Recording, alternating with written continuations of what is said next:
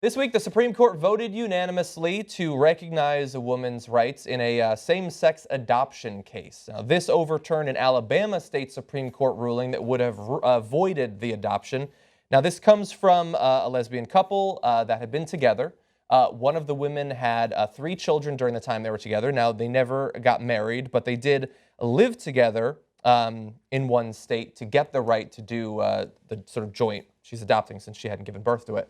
And then in Alabama, they obviously have a very different view of same-sex adoption. And thankfully, the Supreme Court coming out on the right side of this. We want to give you some more details about the case.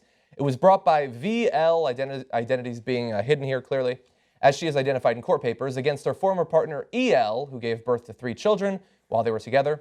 Now, to win adoption rights for VL, they established temporary residency in Georgia. Now, after they had split, EL agreed with the Alabama Supreme Court, which ruled in September that Georgia mistakenly granted VL joint custody. EL's lawyers argued that the Georgia court had no authority under Georgia law to award such an adoption, which is therefore void and not entitled to full faith and credit.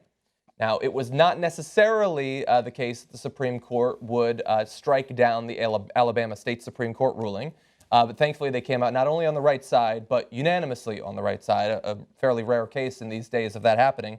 And here's a section of their ruling saying, a state may not disregard the judgment of a sister state because it disagrees with the reasoning underlying the judgment or deems it to be wrong on the merits. Rather, Alabama must give full faith and credit to the Georgia court's decision. Now, this is extremely important not just for EL and VL in this case, and not just for other people in Alabama, but right now, about 30 states grant second parent adoptions to gay and lesbian couples by law or lower court rulings.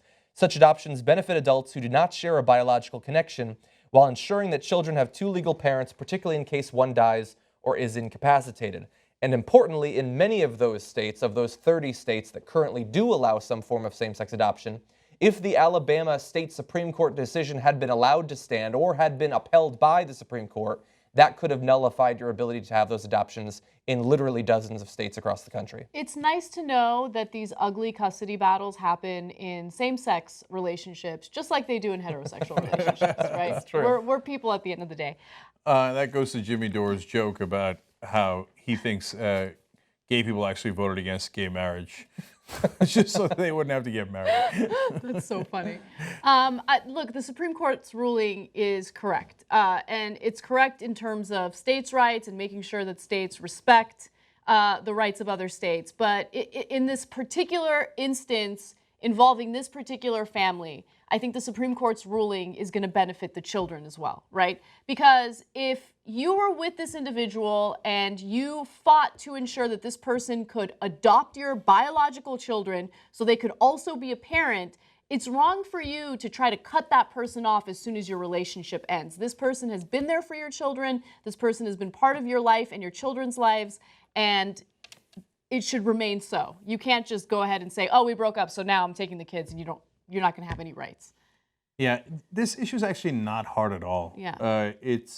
You have to respect the other states' laws. It's a very important part of the American system. If you don't, you're going to have chaos. Yeah. And so, oh, okay, Massachusetts says that. I don't care. I'm not going to listen to Massachusetts.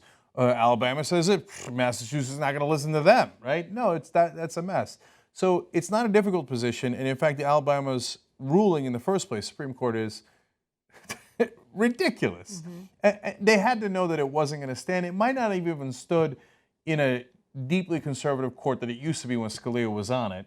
Now the Supreme Court at this point unsigned saying, no chance here.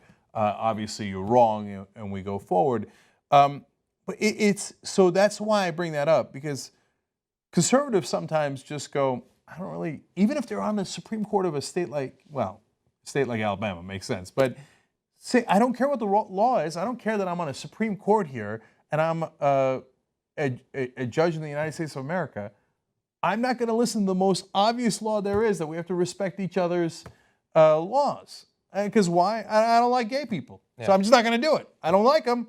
And according to my Bible, not the Constitution, not our laws, but according to a document that has nothing to do with our laws. You might like that document. Some people might like the Quran, and some people might like the Bhagavad Gita, but that's not what runs the country.